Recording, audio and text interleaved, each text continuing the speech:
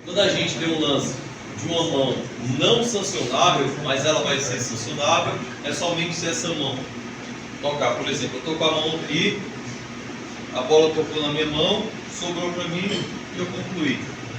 Essa mão vai ter que ser marcada, porque por mais que eu não tenha tido intenção de tocar a bola com a mão, eu ganhei um ganho tático muito grande, porque eu, depois da bola tocar na minha mão, eu marquei o gol imediatamente. Agora, se essa bola está aqui, toca na minha mão, sobra para um companheiro de equipe e ele marca o gol tem que ser validado, porque não foi para mim, foi para outra pessoa. Entendido? Sobre faltas táticas. E aí, quando a gente fala de faltas táticas, a frase que vocês mais falam no futebol é essa aqui, ó. Último homem. O professor é o último homem. Quando a gente escuta que é o último homem, a gente já começa a sorrir por dentro. Porque pra gente, a gente não usa esse termo. O professor é o último homem. Aí às vezes dá vontade de responder, não, o último homem é o goleiro que está lá. Porque não é isso. Agora, vocês como treinadores, vocês como formadores, orientem o atleta de vocês a falar o quê? Quando vocês queiram falar isso aqui, que é o último homem, vocês falem assim, ó, professor, tirou uma oportunidade de gol.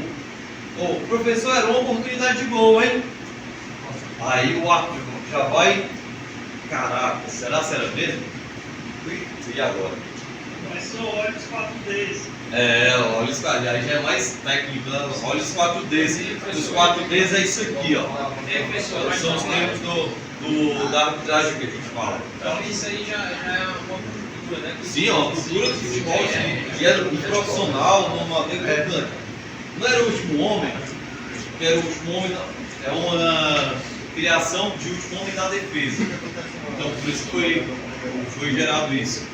E quando ele falou dos 4Ds, é porque na arbitragem a gente fala muito isso aqui, ó, dos 4Ds, que é o domínio, os defensores, a direção e a distância que essa falta foi cometida para a meta. Só que todos esses termos aqui, eles são muito técnicos. Né? O que é o domínio? Domínio, o atacante ele tem que ter o domínio ou a possibilidade de domínio. Como, por exemplo, uma bola que vai numa velocidade controlável é diferente de uma bola que vai viajando. Número de defensores e posição também é outro fator. Como, por exemplo, se a falta ela é cometida frontal à meta, porém, tem dois defensores, porém esses dois defensores estão lateralizados, não poderiam fechar antes desse atacante ir em direção ao gol. Esses dois defensores pouco importam, porque a posição deles no campo é favorável somente ao atacante. Agora, se essa falta, o atacante está aqui, a falta ocorre aqui, lateralizada, e tem um defensor que poderia fechar nesse percurso do atacante até a meta, esse defensor eu tenho que levar em consideração para não ter os 4Ds e essa punição cair para amarelo com um ataque promissor. Professor, só enfatizando mais esse e é tão forte essa palavra, né? E até hoje em dia a gente, os narradores falam, né? Todo mundo fala, então é importante a gente não sei disso aí, porque se a gente fala dessa forma aí que o senhor mencionou, você vai ter uma outra percepção. Se a gente fala eles pontos, você já sorri por dentro, porque já está uma mentalidade diferente. Já starta para o árbitro falar assim, caraca, era mesmo. E às vezes na dúvida, não é que o árbitro ele vai ser desonesto, mas na dúvida o árbitro vai querer pecar por exagero do que por opção. Viu, professor? Os meninos estavam jogando agora com o Serão. Uma situação lá, o atacante do CBA pegou a bola, conduziu, o menino veio por trás e deu um carrinho. Aí o árbitro não ia dar amarelo. Aí eu estava na torcida, né?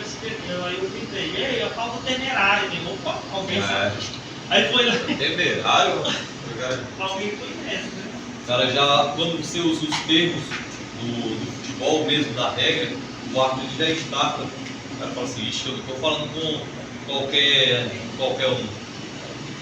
Sobre a direção da jogada, também não é algo engessado no texto da regra, como por exemplo, eu posso estar de frente para a meta, eu posso tocar para a esquerda ou para a direita, porém essa questão da mudança da direção é por questões táticas. Eu posso dobrar para a esquerda porque eu chuto. Questões do penal que o goleiro adianta. O primeiro adiantamento do goleiro é verbal, no segundo que ele praticar na mesma partida, amarelo. Pessoal, Uma das... eu estou dúvida em relação à carteirinha que a gente fica em relação ao zagueiro, jogar a bola contra o zagueiro e ele devolve o goleiro. Pode, porque ele não iniciou. Ele não iniciou Mas só a partir do momento que ele está de forma individual e ele faz isso. Professor, mas se o árbitro não viu esse O lance aí, assistente tem que informar. é o quarto ato ou você? O assistente. O assistente. Aquele primeiro lance, no caso, ele levantou a bola dentro da área, é tipo de direto toda a vida. Mas dá para se meter no foguete No desse? local que ele levanta a bola. Mesmo sendo dentro da área, Foi dentro da área. É, o cara Por tem exemplo, que- os lances de tiro livre dentro da área, parecido com esse aqui, ó. Por exemplo, quando o tiro livre ele é marcado dentro da área, é no local que a infração ocorre. Menos na área de médio, na pequena área. Na pequena. Quando é na pequena área, por exemplo, vamos dizer que aqui é a pequena área. O goleiro pegou a bola com a mão aqui. Nesse caso, pegou a bola com a mão aqui. Nesse caso, o árbitro vai pegar a bola e vai trazer para cima da linha da pequena área. Porque é a distância mínima que a gente pode ter numa cobrança de falta, 5 metros e meio. Nesse caso. E a barreira toda em cima da linha. Aí não, o amador tem muitas áreas que dá 5 metros e meio. Não, aí no amador, por exemplo, aqui está o gol. O que é que o árbitro vai fazer no amador? Vocês vão perceber isso. Ele vai pegar a bola aqui, a regra vai falar que ele vai ter que puxar só para cá. Só que no amador o árbitro é inteligente, ele coloca bem aqui, ó, para facilitar a cobrança, para ter menos perigo. Uma das regras mais complicadas do futebol, porém uma das que mais evolui, é a questão da mão na bola. Por quê? Porque a FIFA, junto com os desenvolvedores da regra, lá, que é da IFAB, do Instituto que estuda e aplica as mudanças da regra, ela tem buscado entender como os jogadores necessitam jogar, como o futebol espera que seja o comportamento para essa regra. A posição do braço, do que é natural, do que não é natural, do que é um braço que está ampliando o espaço corporal, de um braço que tem um movimento adicional, de um braço que vai na bola e não de uma bola que vai no braço. E aí a gente vem recebendo diversas orientações sobre como aplicar essa regra específica. Para isso é necessário que a gente também entenda futebol. Um dos maiores pedidos que a FIFA faz, a CBF e a Federação é que os árbitros entendam futebol. Não fique somente com o livro de regras, lendo. É uma mão natural, uma mão antinatural. Mas eu preciso entender o que é uma mão natural ou não para disputa. Por exemplo, se eu mostrar para vocês uma foto assim, esse braço é natural para jogar futebol, a posição do braço? E se eu falasse que eu estaria em salto, é natural para me saltar? O braço desse aqui? Assaltar é, mas para correr eu não vou correr assim, né? Para correr eu tenho que correr aqui. Para cair no chão, o braço vai ter que vir, é lógico, eu vou ter que apoiar meu braço para que eu possa cair e ter uma sustentação primeiro. Agora, se eu for, esse braço já está apoiando o meu corpo? Não. Ou está fazendo um bloqueio? Bloqueio. Porque se passou por aqui, né? Por isso que eu estou deitando no chão aqui. Mas esse braço aqui já está um braço de aumento de massa corporal, porque eu já não estou mais apoiando no chão. Teoricamente está apoiando, mas o objetivo dele não está mais de apoiar, porque eu já estou apoiando meu corpo com a perna. Aqui apoio, porque eu estou botando o peso no braço, agora o peso já está para a perna. O braço já vira bloqueio, né? Isso já é um braço de bloqueio. É o termo que a gente usa bastante no futebol. Para o futebol, a gente vai definir primeiro o que é mão e o que não é mão. Primeiro, cadê o pessoal de educação física? O músculo, deltoide. Pronto. Temos aqui uma bola que pega no limite do músculo e aqui não é considerado mão. E aqui já pega mais abaixo, na parte já do bíceps. Essa definição do meu jogo, É difícil. com ombro, porque logo que fizeram, posso permanecer depois do atendimento. Sobre barreira, a gente sabe que taticamente o atacante, quando fica na barreira, é para atrapalhar a barreira defensiva, porque não tem objetivo nenhum, ele ficar lá próximo, que não seja esse. E aí a regra vai falar que ele precisa ficar pelo menos 1 metro de distância da barreira principal, quando ela é formada por 3 ou mais jogadores. Tem só 2 jogadores, o atacante pode ficar. A forma de usar esse cobrador oficial tem que ser informado antes ou não? Até o momento da cobrança. Por exemplo, se ele tem a condição de chutar a bola, né, cobrar a penalidade, ele pode informar o árbitro.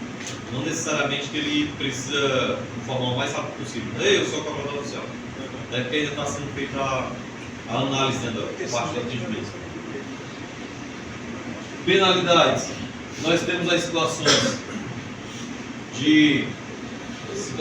de infrações que possam acontecer dentro de uma cobrança de penalidade. O goleiro ele não pode tocar nos postes da meta, nem nas redes durante a cobrança, e nem querer fazer gesto como esse aqui, porque eu tirei o áudio, mas ele fica ameaçando o cobrador, que é o Will. Ele diz que a torcida do cara vai pegar ele quando voltar lá para Curitiba. Então isso não pode mais. Não pode ficar fazendo gestos até que essa cobrança seja executada.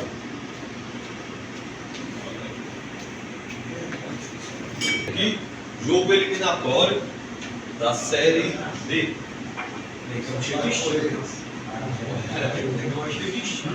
O atleta ele pode fazer paradinha durante a corrida? Pode. Mas ele firmar o pé de apoio, ele tem que cobrar. Não pode fazer mais a paradinha. Mas o Jorginho do Flamengo faz direto, pode. O problema é porque confunde muito. Ele faz aqui, Rapaz, ele aí é uma complicação. confunde. Para a gente é uma complicação que a gente defina se é a paradinha ou não, esse o ato tem que ter sensibilidade. É o Jorginho direto do Flamengo. Conhecido do atleta, por exemplo. Se ele faz isso aqui durante a partida, retira o livrinho direto, cartão amarelo. Durante as cobranças, perde a penalidade, cartão amarelo. Aí tiver uma competição, já pode chegar no ato. Para vocês verem, já falam. Aí, ó, pegou o Joãozinho? É o Joãozinho, é? Outra situação de benefício aos goleiros que a regra permitiu em relação a essas bolas de recuadas. Não. Nessas situações de bola recuada, a regra vai falar o quê? Quando o goleiro ele faz uma aclaração de colocar essa bola em disputa, ele tentou jogar claramente, errou, ele vai poder pegar essa bola com as mãos sem qualquer punição. Agora, tentar jogar tem que ser tentar jogar mesmo, e não tentar dominar a bola. Nesse caso aqui, como ele tenta dominar e não colocar a bola em jogo novamente, que é o tiro livre indireto, é o recuo. Futsal, né, o cara? Foi o que o Guto disse, né? Não pode, ó. Fazer futsal aí. Não foi? Aqui é chato. Para vocês, existe alguma coisa de equivocado nesse lance aqui? Minuto final de jogo.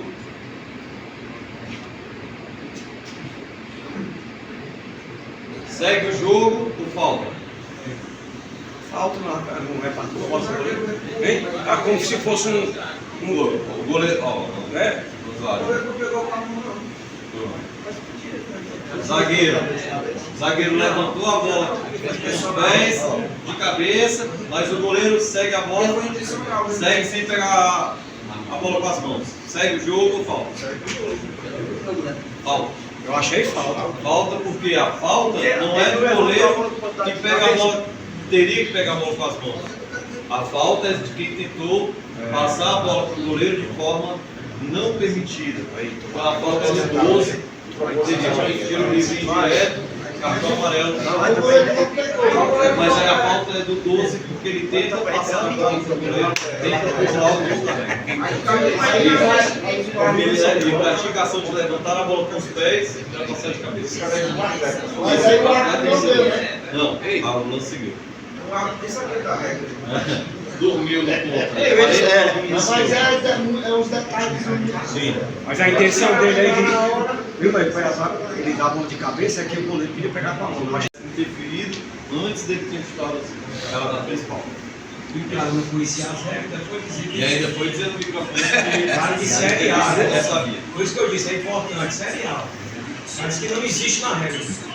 E a outra é essa aqui, ó, as situações de possível interferência no ato assistente, com esse cuidado, porque se interfere na corrida dele, também é anulado a jogada aqui. E essa aqui é a equipe que está indo matar o gol.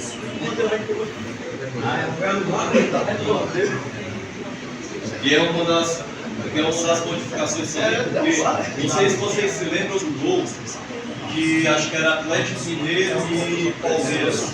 Aí o jogador na Libertadores, o gol sai e ele está no campo de jogo de reserva. Aí eles tiveram que mudar a regra, porque só vai ser anulado se o jogador a mais interferir na jogada. Aí é normal. É normal, né? Sobre os uniformes, quando a gente vai palestrar, eles falam que isso aqui é besteira, né? Que a gente falar das meias interiores é besteira para eles, porque é besteira. Porque eles querem mostrar que estão com a meia por baixo antiderrapante.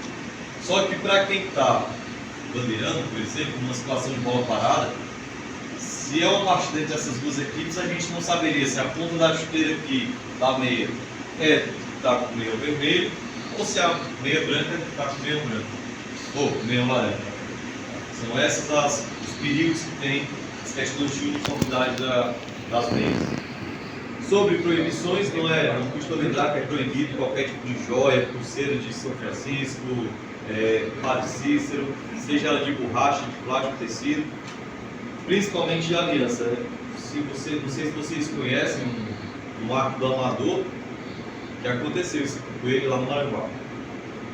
Ele foi conferir a rede com a aliança, foi querer colocar com a bandeira lá a rede, pendurou, não conseguiu.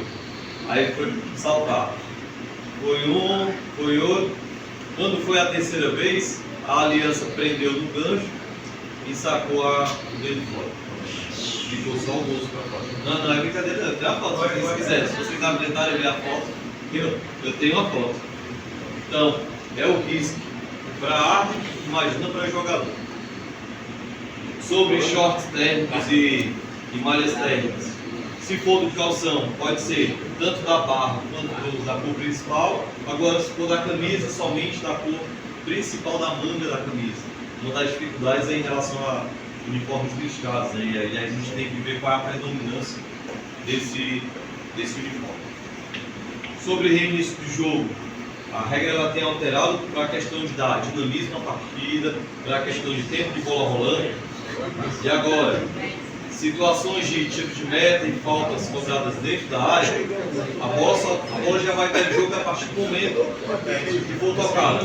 Foi tocada, se movimentou, está em jogo. A única observação é se o atacante já estivesse dentro da área. Se esse aqui fosse o atacante, por exemplo, e ele estivesse dentro da área e fosse jogar, não valeria. Ele estava dentro da área quando esse jogo foi reiniciado. É recomendado que o árbitro deixe ele sair. Ah, mas ele pode estar saindo e o goleiro bater? Pode, porque o goleiro abriu mão dessa distância. Mas se ele estiver saindo devagar para obter algum êxito aqui nessa jogada, aí não, aí já é querer burlar o texto da regra. A nível internacional, eliminatórias de Copa do Mundo, convites para a Arábia Saudita, convites para os Emirados Árabes, final de Copa do Brasil 2023, esse ano nos Emirados Árabes, e finalizando o ano com a minha participação no Mundial Sub-17, que foi no Catar no mês passado. Quando a gente vai falar nas equipes de base, inclusive já tem palestras marcadas para esse mês, que as equipes viajam para a Copa Juniores e elas são meio que obrigadas pela federação a receber essa palestra. Uma das coisas que mais surpreende a gente é quando a gente questiona os atletas e eles respondem. Quando eu falo, quantas regras tem no futebol? Aí os atletas, 60, 30, 25, 15. Isso meio que entristece e alerta um pouco. Por quê? A gente está no futebol porque gosta ou porque ama? O atleta ele tem a necessidade de usar o futebol como um meio de vida, como que ele quer aquilo para a vida dele, para o resto da vida dele, ou só como passatempo. E isso a gente fala de clubes que vão para Campina. Fortaleza, Ceará, Tirol, Quixadá. E isso já alerta o primeiro ponto quando a gente fala de formação de atleta. O que é importante? É só chutar a bola, é só fazer o jogo? Por que é importante saber de regra? É igual como aqui, na Copa do Mundo Sub-17. Todo mundo queria estar lá, na verdade queria estar lá no Catar. Só que para que eu pudesse estar lá no Catar, é preciso que eu saiba também, não somente das regras do futebol, mas que eu saiba das regras do país. Já imaginou um brasileiro querendo viver no país da Arábia Saudita? Não sei se vocês sabem, mas as leis lá são mais duras e bem mais duras, principalmente no Brasil, que é acostumado com tudo que é de errado. E cada dia que passa a gente aprende que o errado é o certo no Brasil. E todo dia é uma sobrevivência e querer se manter na linha certa. Então é preciso que a gente entenda. E quando a gente fala que é preciso entender regra de futebol, não é para a questão de ter um benefício, mas utilizar as regras do jogo ao nosso proveito quando ela nos permite. Por exemplo, uma das últimas atualizações da regra é em relação ao capitão. Quando a gente fala de arbitragem, fala de reclamar, é mais presente agora nas partidas, quando a gente observa, quando a gente assiste, que somente o capitão pode falar com o árbitro. E não é o poder falar a todo momento, esses são momentos precisos, são momentos que o árbitro faz necessário chamar o capitão da equipe para que ele possa comunicar algo. Porque nessa briga entre árbitro e jogador é igual uma briga de marido e mulher. Quem vai ganhar na briga de marido e mulher? Na discussão? Com medo, né? Nisso eles têm medo. Mas é isso. No campo, o jogador só vai ter direito a quê? Só a reclamar, né? O árbitro vai ter direito amarelo, continuou vermelho. E às vezes até o amarelo tem prejuízo, porque em competições curtas, o cara levou 2 amarelos. No terceiro, suspende, tem jogo importante, não vai poder jogar. Por quê? Porque levou um cartão de forma desnecessária. Para vocês verem que até nisso a justiça também está se metendo. Disseram agora aí que levar cartão para benefício de apostadores não é errado. É complicado. É complicado. Em relação aos procedimentos de concussão, a FIFA tem esse objetivo, juntamente com a CBF e com a Federação. Estamos tentando flexibilizar também sobre esse procedimento. Porque o que ele quer dizer? Futebol é um esporte muito contábil. E a preocupação com a saúde dos atletas e o bem-estar tem que ser um dos principais pontos abordados dentro da competição. Os procedimentos de concussão são aqueles choques de cabeça, onde o jogador tem uma perda de memória rápida ou tem uma confusão, ele não sabe onde está, ele não sabe o que está fazendo. Cara, primeiro é agradecer o convite do Jaci, através da Catiúcia. A gente estava numa premiação segunda-feira, e aí eu falei, né, da questão da importância que é palestrar sobre regras, né, ter esse contato principalmente com o futebol amador, porque até esse que eu já sei, vocês são os primeiros, vamos dizer, primeiros formadores em categorias de base. E aí a gente, quando vai pegar um atleta profissional, amanhã, lá na construção do atleta, passaram por vocês.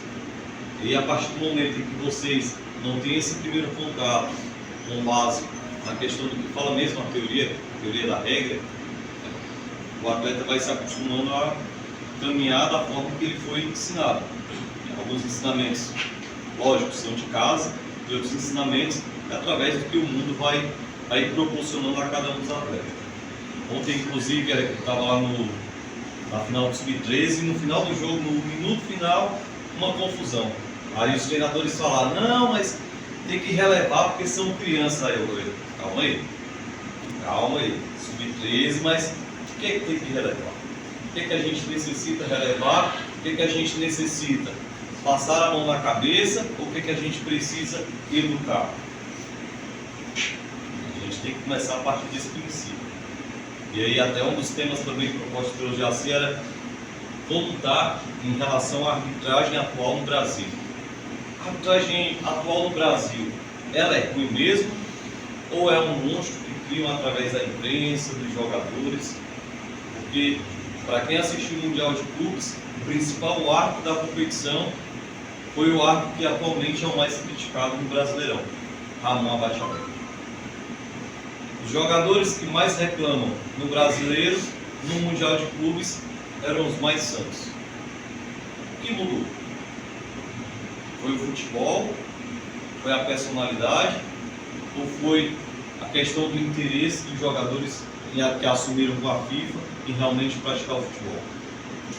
Aí a gente deixa uma pergunta no ar para que vocês possam refletir também. Para quem não me conhece, já antecipou algumas coisas, né? Sou Nailton Oliveira, estou na FIFA, né?